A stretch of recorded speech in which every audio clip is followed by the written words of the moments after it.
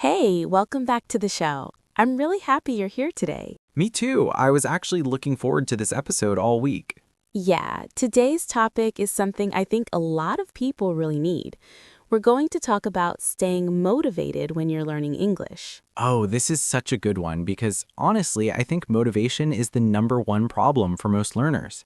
I completely agree. You know, it's not about being smart, it's not about having a good memory. It's really about keeping going when things get hard. Right, and things do get hard. I mean, learning a language is not easy. Everyone knows that. Exactly. So today we just want to have a real conversation about this, not a lesson. Just two people talking about something we both care about. I love that. So, should we start by just talking about why people lose motivation in the first place? Yes, let's do that. I think that's a great starting point. So, in your experience, why do you think people stop learning English? I think the biggest reason is they feel like they're not making progress. Like they study for weeks and then they think, wait, I still can't speak. What's happening? Yes, that feeling is so real, and it's actually very common. I call it the invisible progress problem. Oh, that's a good name for it. What do you mean by invisible? So, when you're learning, a lot of the progress happens inside your head. You understand more, you recognize more words, but you don't always feel it yet. It's like, when you're trying to lose weight and you exercise every day, but the scale doesn't change right away? Oh, I know that feeling very well. Too well, actually. Me too. But then one day, suddenly, you notice your clothes feel different. Something changed. Learning English is similar. You're growing, but sometimes you can't see it yet. That makes a lot of sense. So, what do you tell people who feel that way? Like, I've been studying for 3 months and I feel like I know nothing. First, I tell them that feeling is normal. It doesn't mean you're bad at learning. It doesn't mean English is too hard for you. It just means you're in the middle of the journey. The middle is always the hardest part, right? It really is. The beginning is exciting. You learn, hello, my name is, how are you? And it feels great. And the advanced stage is exciting too, because you can actually do things in English. But the middle is tough. So, how do you survive the middle? Good question. I think the first thing is to change how you measure progress. Most learners measure progress by asking, can I speak fluently yet? And the answer is always no, no, no, until suddenly one day it's yes. So, they're waiting for this big moment. Exactly. And while they're waiting, they feel bad. They feel stuck. So instead, I tell people to measure smaller things. Like what? Like, did I understand a sentence today that I didn't understand last month? Or did I learn a new word and actually use it? Small wins. Those small wins add up. I like that. It's like collecting little victories instead of waiting for one big one. Perfectly said. Little victories every day. That's the key. Okay, so let's say someone is listening right now and they're thinking, yeah, that's me. I feel stuck. What's the first thing they should do today, like right now, after this podcast? Okay, so the first thing I would say is this. Write down 3 things you can do in English now that you couldn't do 6 months ago. Oh, that's interesting. Just 3 things? Just 3. It could be anything. I can understand this podcast. I can read a short email in English. I can say my order at a coffee shop. Anything. That sounds simple, but I bet it actually feels really good when you do it.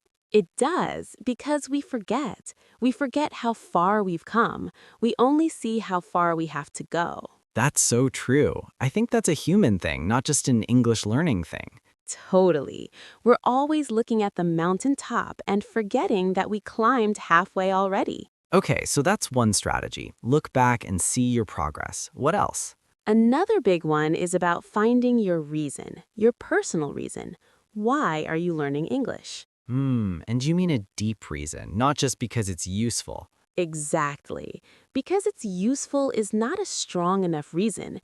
It won't keep you going when you're tired and frustrated. So what's a strong reason? A strong reason is personal, it's emotional. For example, I want to talk to my daughter's teacher in English because she goes to an international school. Or, I want to watch my favorite American TV show without subtitles. Or, I want to travel to Australia and actually make friends there, not just buy things at the supermarket. Oh, I love those examples. They're so specific. They're real. Right. The more specific, the more powerful. I want to speak English is too general. I want to call my friend in Canada and have a real conversation. Now that's something to fight for. That's beautiful. So it's like you need to see the face of the person you're learning for. Yes, or the place, or the moment. Yes.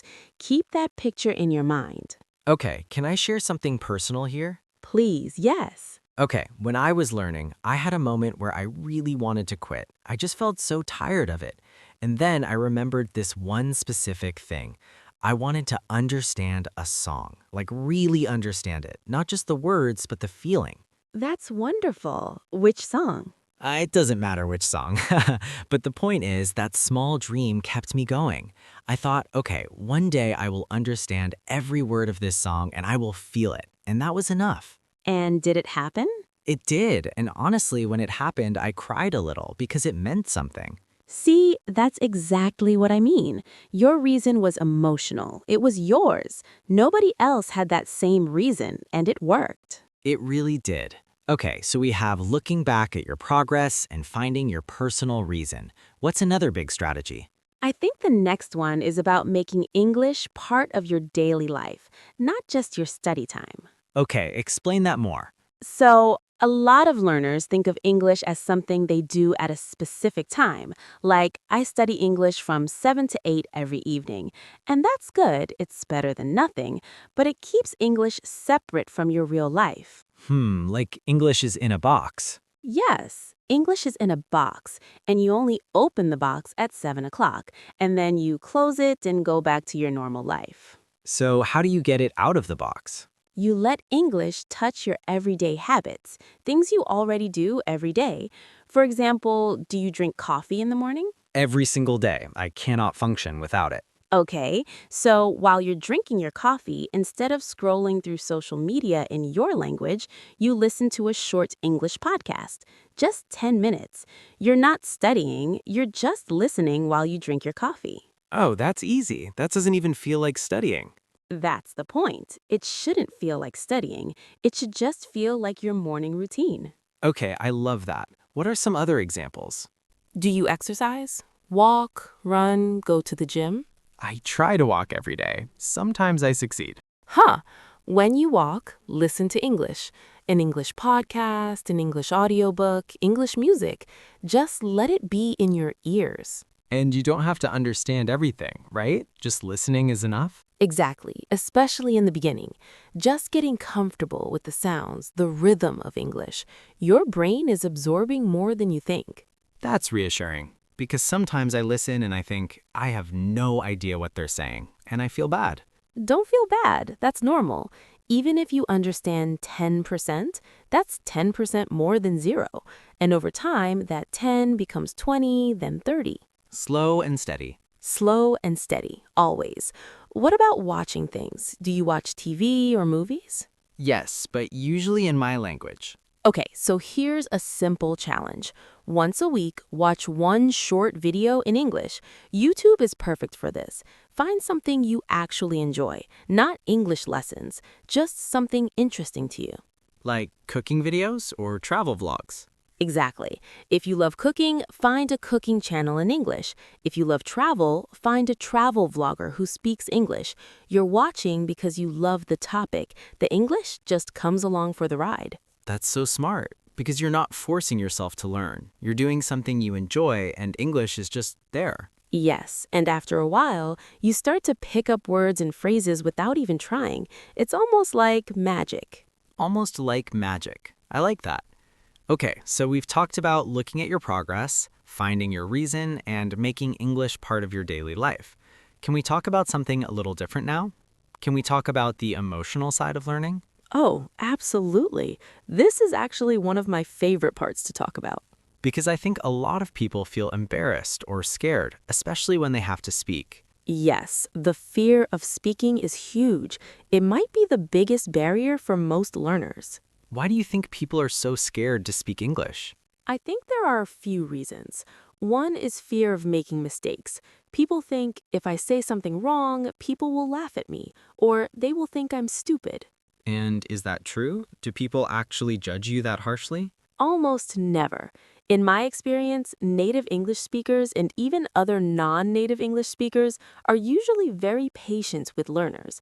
Most people are happy to help if you're trying. Right. And making mistakes is normal. It's how learning works. Think about a baby learning to walk. They fall. They fall a lot. Nobody says, wow, that baby is terrible at walking. Maybe walking just isn't for them. Can you imagine? Sorry, kid, walking is not your thing. Right? Nobody says that because falling is part of learning to walk, and making mistakes in English is part of learning English. So mistakes are good?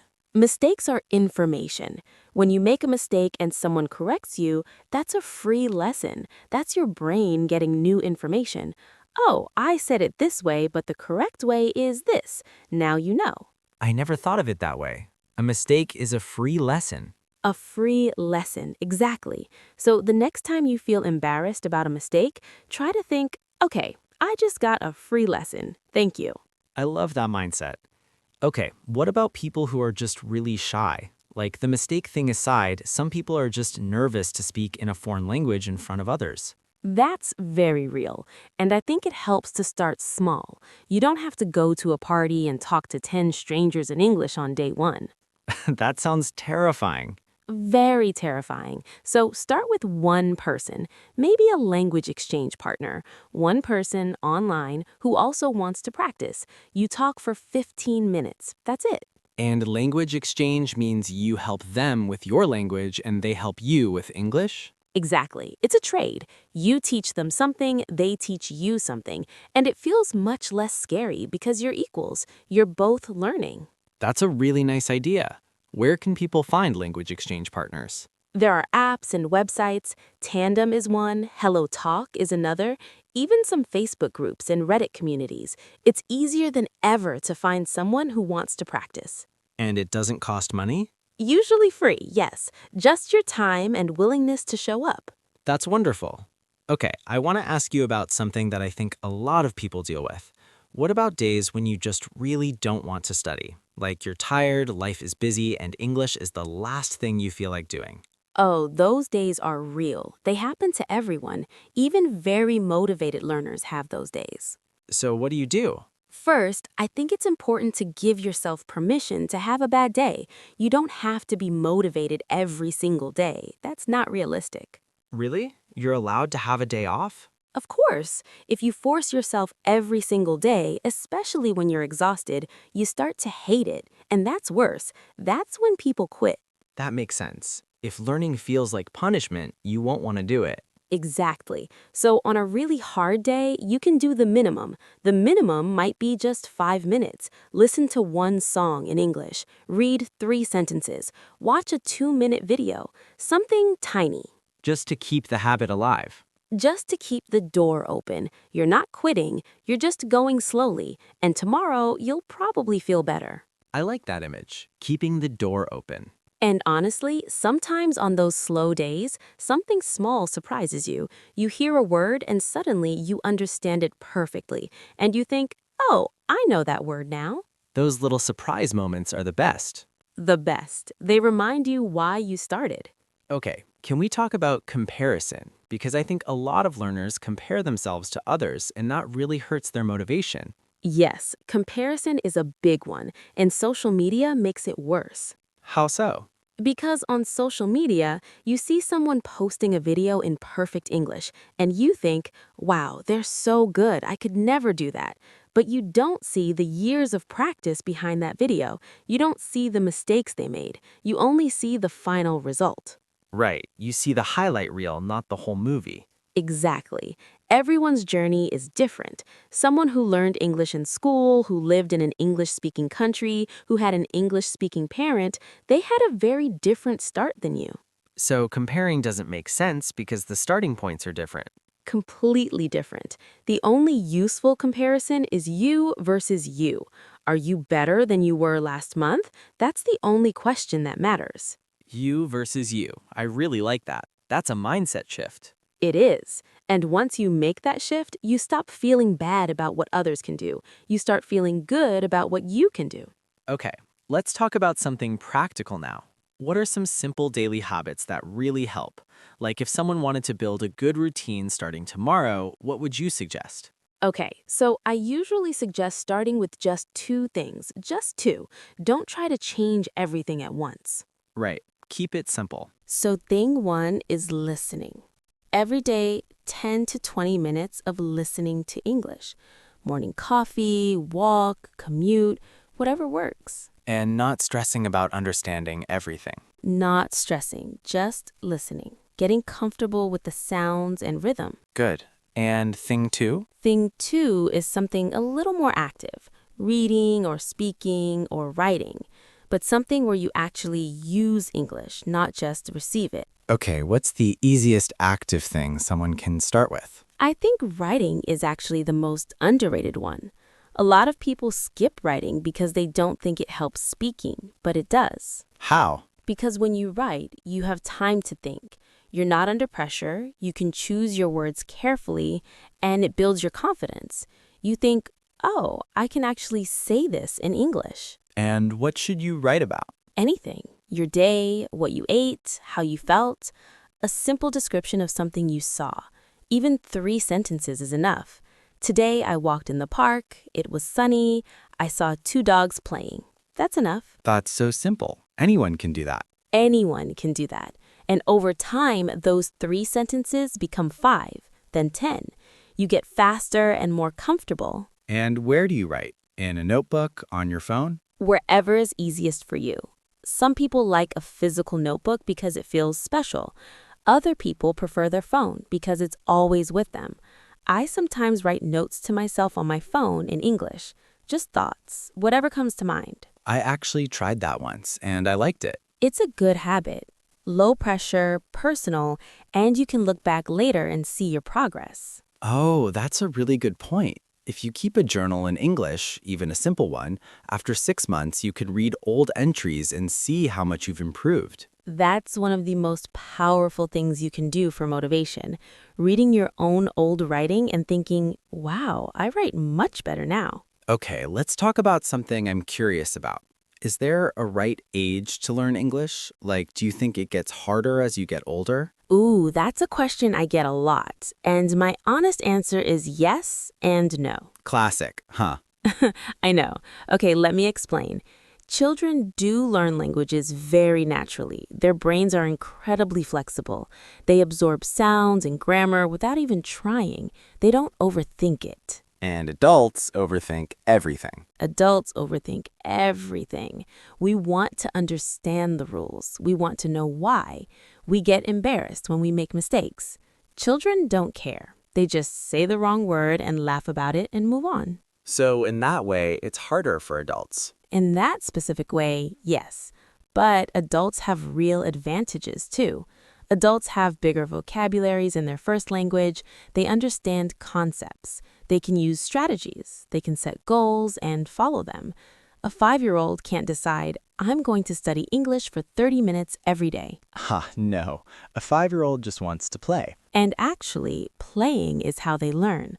But adults can be very intentional, and that intentional learning is very powerful. So adults can actually learn efficiently in a way that children can't. In some ways, yes. And adults also have life experience. When you read a story in English about someone going through a difficult time, you understand it emotionally. A child might not. That emotional connection helps language stick. That's a really interesting way to think about it. So there's no too old to learn. Absolutely no too old to learn. I've seen people start learning English at 50, 60 years old and become very good. It just requires the right mindset. That's so encouraging. I think a lot of people use age as an excuse, honestly. It can become an excuse, but it doesn't have to be. If you really want to learn, you can learn at any age. Okay, let's shift a little. I want to talk about the role of fun in learning, because I think some people feel guilty if learning is enjoyable. Like they think if it's fun, I'm probably not really learning. Oh, that is such an interesting point. And it's actually backwards. Backwards how? Because when you enjoy something, your brain is more open. You pay more attention, you remember more. Stress and boredom actually block learning. Really? Think about it. Can you remember something from a really boring class in school? Probably not much. Huh. I remember the clock on the wall more than the lesson. Exactly. But can you remember a movie you loved, or a song that meant something to you, or a funny story a friend told you? Oh, yes, in detail. Because your emotions were involved. Emotion creates memory.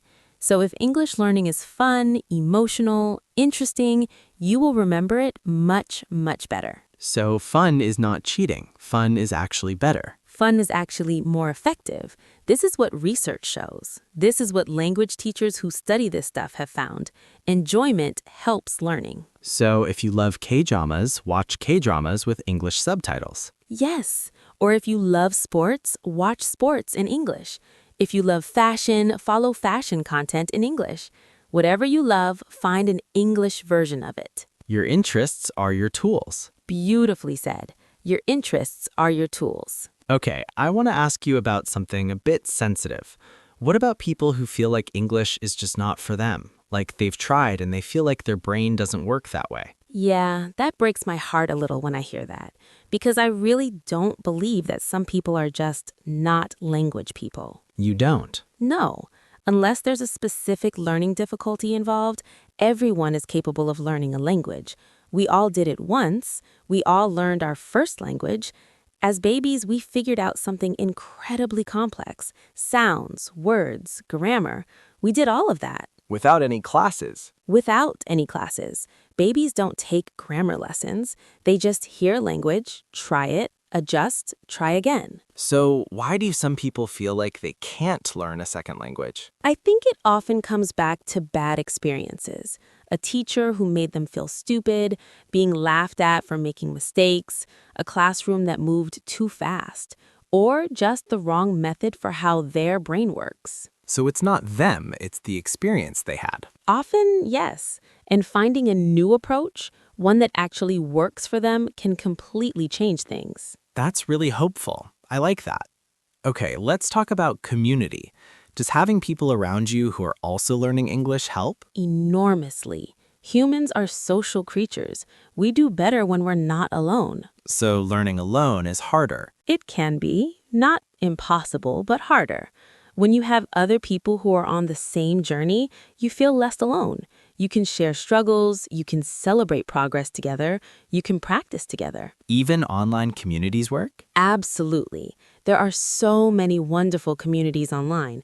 English learning groups on Facebook, Discord servers, subreddits, Instagram communities, people from all over the world learning together. And I imagine it's motivating when you see someone from your own country who speaks the same first language as you making great progress in English. Incredibly motivating. You think, if they can do it, I can do it. Because they're coming from the same place as you, same first language, maybe similar challenges. Role models who look like you. Yes, exactly. And that also means you can sometimes explain things to each other in your first language, which helps understanding. That's practical and smart. Okay, I want to talk about something specific. What about plateaus? Because I know that word. A plateau is when you feel like you've stopped improving even though you're still practicing. Plateaus are very real and very frustrating. Have you experienced one? Many times. And every time it happens, my first feeling is panic. Oh no, I've reached my limit. This is as good as I'll get. And then? And then I remind myself that plateaus happen to everyone. Even professional athletes have plateaus. Even musicians have them. It doesn't mean you've reached your limit. It usually means your current approach isn't challenging you enough anymore. Oh, interesting. So the plateau is a sign to change something. Often, yes. If you've been listening to podcasts at level 2 for 6 months and you feel stuck, maybe it's time to try level 3, or try a different type of content, or try speaking more instead of just listening. So mix things up. Mix things up. Try something that feels a little uncomfortable, because growth happens at the edge of your comfort zone. Right at the edge, where it's a little scary but not terrifying. Exactly. Not terrifying, just a little stretchy. A little stretchy, huh? I like that. The stretch is where you grow. Okay. What about people who are learning English for very practical reasons, like a job interview or to pass an exam? Does the motivation strategy change? A little bit. When you have a deadline, a specific goal with a date, that can actually be very powerful. Because the pressure is real. Yes, a job interview in 3 months is very motivating. Suddenly, English is not abstract anymore. It's real and it's urgent. But can that pressure also be scary? It can be, and that's where you need to be careful not to overwhelm yourself. Break it down. I have 3 months. What do I need to learn for this interview? What vocabulary? What types of questions will they ask? Let me prepare step by step. Step by step instead of looking at the whole mountain. One step at a time, always. Look at the mountain to know where you're going, but walk looking at your feet. That's almost poetic. Look at the mountain to know where you're going, but walk looking at your feet. Huh, I'll take that. I should write that down. Please do. Okay, I want to ask about something positive now. What's the most beautiful moment in learning a new language? Like, what's the moment that makes everything worth it? Oh, I love this question. For me, the most beautiful moment is when you stop translating in your head. Explain that. So, in the beginning, when someone says something to you in English, you hear it in English, then you translate it into your language in your head, then you think of an answer in your language, then you translate that into English, and then you say it. Oh, that sounds exhausting. It is exhausting and slow, but at some point in learning, something shifts. You start to think in English. You hear a question and you just know the answer in English directly. No translation. It just flows. And when that happens, It feels like flying, honestly. It feels like the language has become a part of you, not something you're wearing on the outside. It's inside. I want that feeling. You'll get there. Everyone who keeps going gets there. It's just a matter of time and patience. Okay, let's talk about patience because I think we've mentioned it a few times and it's worth talking about directly. Patience is hard. Patience is really hard, especially today. We're used to everything being fast. Fast internet, fast food, fast answers. We Google something and the answer comes in 1 second. But language learning doesn't work like that. Language learning is one of the last things that still takes real time. You cannot rush it. There's no shortcut that actually works. And I think that surprises people. They think, I'll take this class for a month and I'll be fluent. And they're disappointed when that doesn't happen, and then they feel like they failed. But they didn't fail. They just had unrealistic expectations. So how do you build patience? I think you build it by changing your relationship with the goal. Instead of saying, I want to be fluent, which feels far away, you say, I want to enjoy the process of getting better. Enjoy the process itself. Fall in love with the learning, not just the destination. Every new word is interesting. Every conversation is an adventure. Every episode of your favorite English podcast is a small gift. That's a beautiful way to see it. Learning English becomes a hobby, not a task. Exactly. When it's a hobby, you don't mind spending time on it. When it's a task, every minute feels like work. Okay, we're getting close to the end of today's episode, but I want to cover one more thing. What would you say to someone who quit? Someone who tried before, stopped, and now wants to start again but feels bad about stopping? First, I would say this. Quitting and coming back is not failure. It's actually very common. Most successful language learners have stopped and restarted multiple times. Really? Really, life gets in the way. Work, family, health, stress. There are periods when learning has to take a back seat. That's okay. So coming back after a break is brave, not embarrassing. Coming back is brave. It means you still care. It means the dream is still inside you. That's something to celebrate. And when you come back, do you lose everything you learned before? You don't lose it all. Yes, some of it fades, but your foundation is still there. It comes back faster than the first time. The brain remembers more than you think. Like riding a bike? A little bit, yes. You might be wobbly at first, but the skill doesn't disappear completely. That's really comforting. So if someone stopped for 6 months, a year, even longer, they can just start again. They can start again, today, right now. There's no restart button you have to find. You just start. Listen to something, read something, write something, and you're back. I love that. No dramatic restart, just start. Just start. Simple as that. Okay, I think this has been such a wonderful conversation. I feel genuinely motivated, and I wasn't even feeling unmotivated when we started. Huh, that's the best kind of effect. Motivation is contagious. It really is. Okay, can we do a quick summary? Just a natural one, the main things we talked about. Sure. So, we talked about how progress is often invisible in the early stages and how important it is to look back and see how far you've come. We talked about finding your personal, emotional reason for learning, your why. And how specific your reasons should be. Not just because it's useful, but something real and personal. Then we talked about making English part of your daily habits, not just study time, but morning coffee, walks, watching things you enjoy. And using your interests as tools, finding English content that you actually like. We talked about the fear of speaking and how mistakes are actually free lessons and starting small with speaking, maybe one language exchange partner. We talked about bad days and how the minimum is still enough, just keeping the door open. And comparison, comparing only yourself to yourself, not to others who had different starting points. We talked about plateaus and how they're signs to change something, not signs to quit. And we talked about patience and learning to love the process, not just a destination. And finally, coming back after a break, starting again without shame. All of it comes back to one thing, I think. Believe that you can, keep going, and be kind to yourself on the journey. Be kind to yourself. That might be the most important one. I think so. English is hard. Learning is hard. But you are doing something remarkable. You are learning to live in another language. That deserves respect. It deserves kindness. And it's worth it.